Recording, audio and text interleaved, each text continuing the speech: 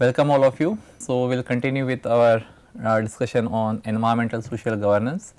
So far we studied what is ESG, what are its mandates and how it evolved in India, and then we also saw what are the benefits and limitations of ESG with respect to businesses or companies, and what do you mean by ESG score, what is the procedure to calculate ESG score, and I think we did one small numerical example also which told us how to calculate ESG. It was a very simple multiplication and addition based numerical.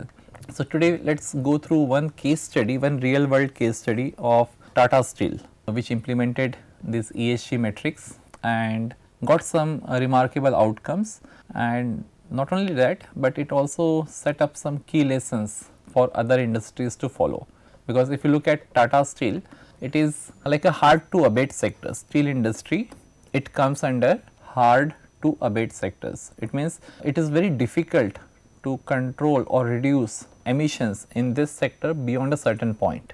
Okay. And why we choose Tata Steel as a case study? Because they have got several awards, and even in 2025 they are recognized as the steel sustainability champion for the 8th consecutive year. Since last 8 years continuously they are known as sustainability champion in the steel sector. So, there is a sustainability forged in steel at Tata Steel. It is one of the India's largest steel producers, and it operates in a hard to abate sector, and hard to abate sector has very significant ESG challenges, because often it will happen that the E pillar of ESG will have higher weightage compared to S and G.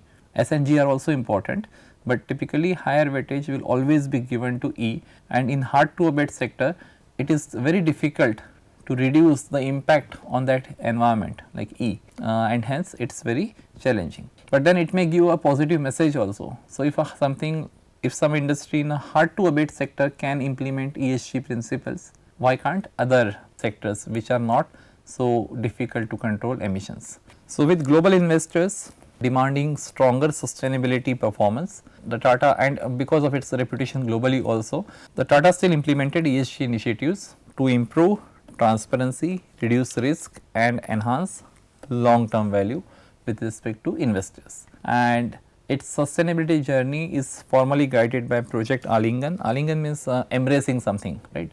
So, it embraced sustainability, or it embraced nature and the society. So, it is structured around 3 core pillars: emissions reduction, circularity and biodiversity.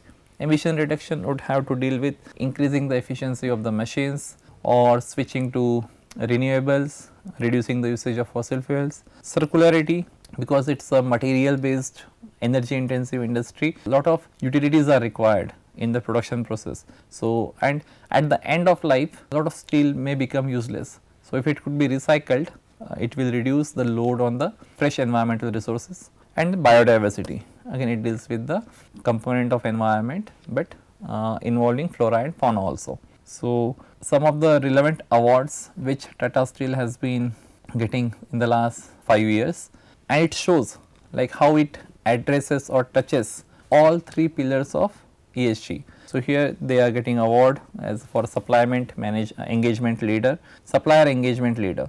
So, they take actions to measure and reduce risk, environmental risk within their supply chain. For the 5th row, they got sustainability champion award. Here India's best workplaces for the 5th time in manufacturing sector, okay, which shows like they do care about their employees, the stakeholders. One of the India's best employers, okay, top employer for LGBT and inclusion. So, it shows the social aspects, like they are not discriminative based on gender or gender preferences. Most ethical companies awarded 9 times. So, it shows like they tend to follow ethical practices also. So, there are different ways in which they are addressing all 3 pillars of ESG metrics, and hence this was a very good case study to be taken. So, let us see what they have done under these 3 different pillars. So, on the environmental side, if we take 4 focus areas, there will be many more focus areas, but let us take only the 4 focus areas, it is climate change, circular economy, water stewardship and biodiversity. So, the key commitment by Tata Steel was net zero emissions for the entire Tata Steel group by 2045, and to move towards this commitment they started investing in electric arc furnaces, like instead of blast furnace where they use pet coke or coal or oil or gas, they can use electricity produced from renewables. They can use hydrogen or biochar in furnaces for providing heat as well as a reducing agent. Then if, like, since it is a hard to abate sector, there would be a lot of CO2 coming out from the furnaces, from the flue gas whenever you burn anything.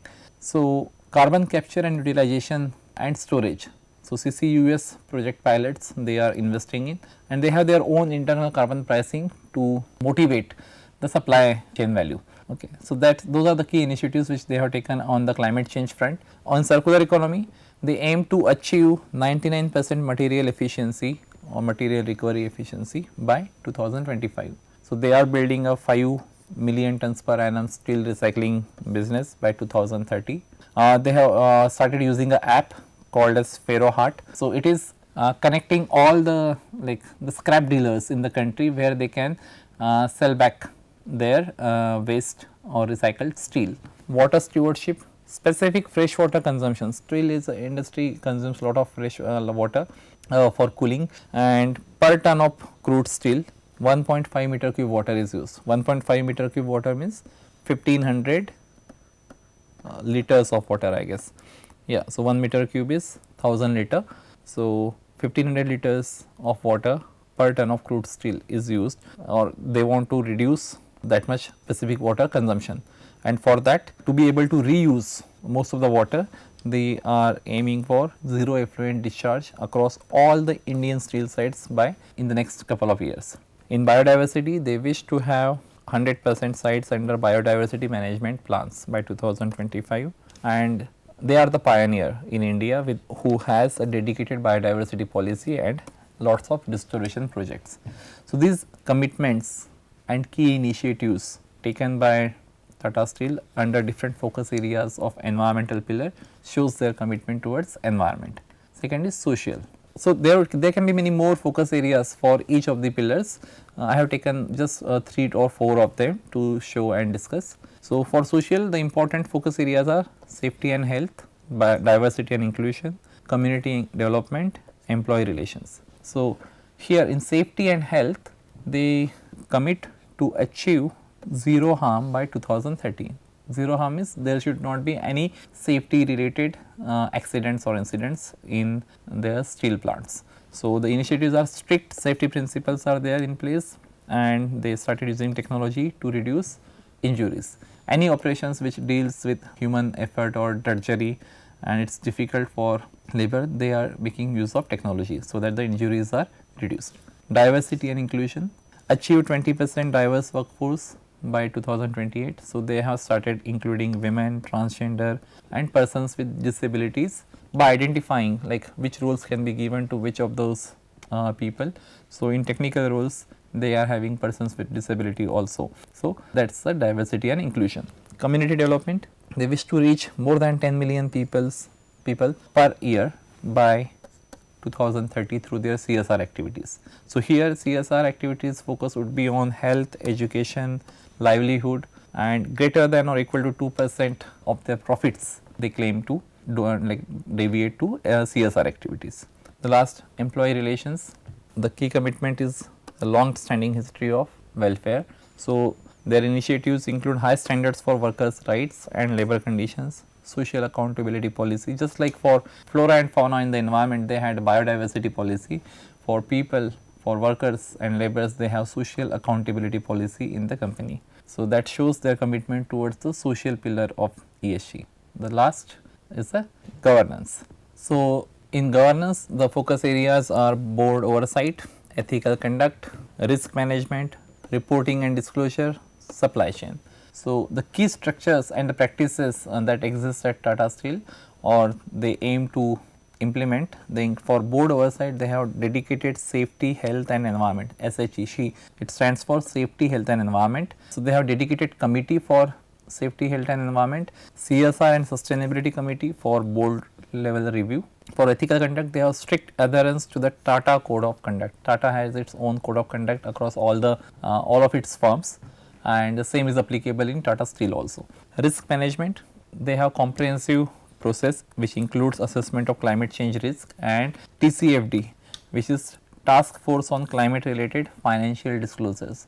So, TCFD alignment is there to calculate the climate change risk, and that will involve a comprehensive process to reduce the risk. So, having efficient governance can also contribute to reduce the environmental risk. Having efficient governance can also contribute to be more responsible towards society. So, that is how like the three pillars can be interdependent also, okay, because ultimately it will be the policy and the governance model of the company which will decide how to operate that company, right. So, how to contribute towards environment or how to contribute towards society, a big deal of it would be decided by this G factor of ESG. Reporting and disclosure, it is a pioneer in India for integrated reports and full disclosure via GRI or IIRC. So, GRI is a global reporting initiative and IIRC is the International Integrated Reporting Council.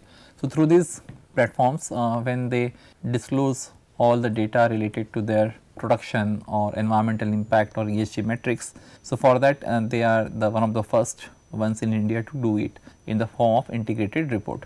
In supply chain, 100% critical suppliers.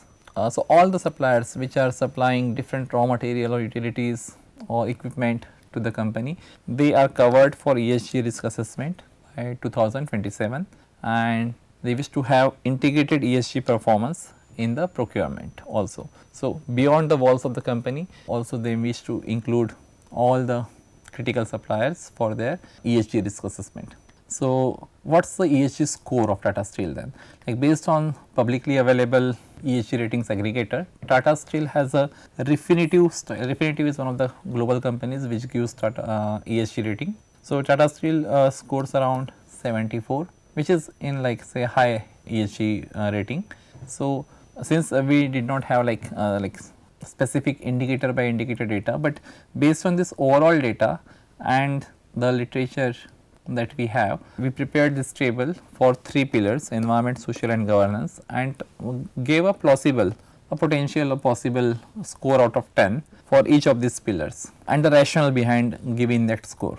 Okay. The three scores were chosen in such a way that their average comes out to be 7.4 or 74 when it goes out of 100. So, 7.4 environmental pillar means it reports continuing reduction in CO2 intensity, it aims for net zero and is improving resource efficiency. Okay. It has already started reporting reductions in their CO2 emissions, and they have a aim set for a net zero, and they are also working on material recovery efficiency. So, with this it seems they are between 7.5 to 8 with out of 10 with respect to environmental pillar.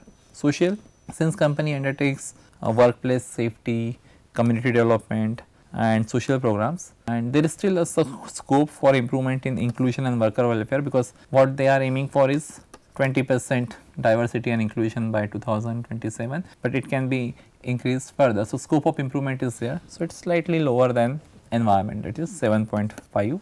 And in governance, though there are safety, sustainability, environment committees, transparent reporting, but then steel industry is always having its own inherent risk associated with the emissions or the supply of raw material from the mining. So, it depends on mining, transportation sector, okay. There are, and a lot of people are employed there. So, it a lot of thing depends on the employees also. So, there may be some strikes or something. So, in that case the governance always remains critical, and it continuously keeps needs like updating or like the safety, like the checks.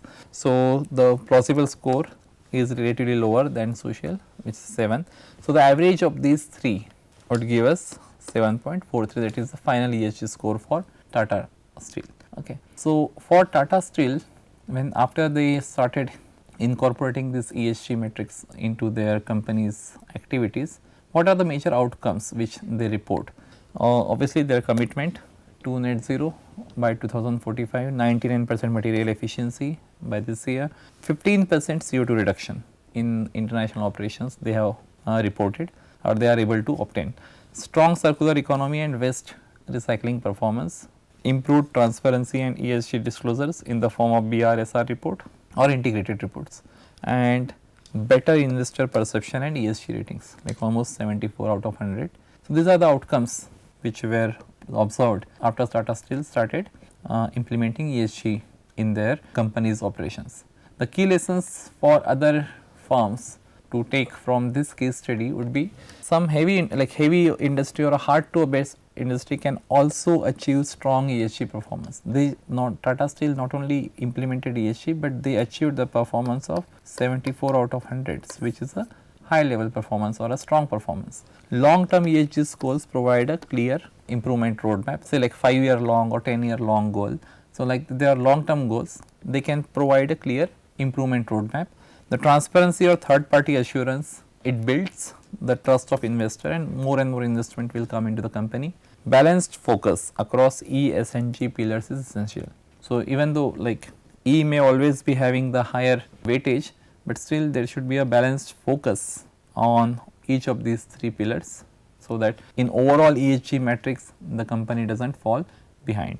And strong ESG performance improves competitiveness amongst the other suppliers in the other industry players in the same sector, and also the capital access if they have the strong ESG performance. Like I said earlier, the foreign investors will look for ESG metrics, even the banks globally as well as nationally, they are asking for ESG metrics before lending money or loans to the companies. So, strong performance not only improve their competitiveness in the market, but it will also improve or increase their chances of getting access to capital.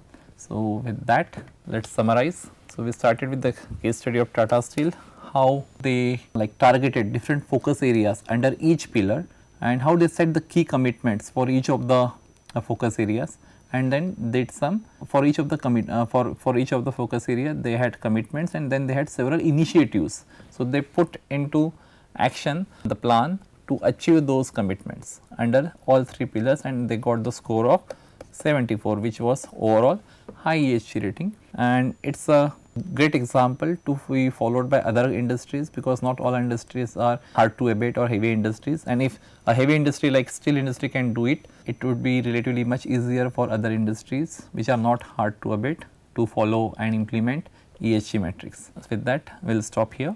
Thank you.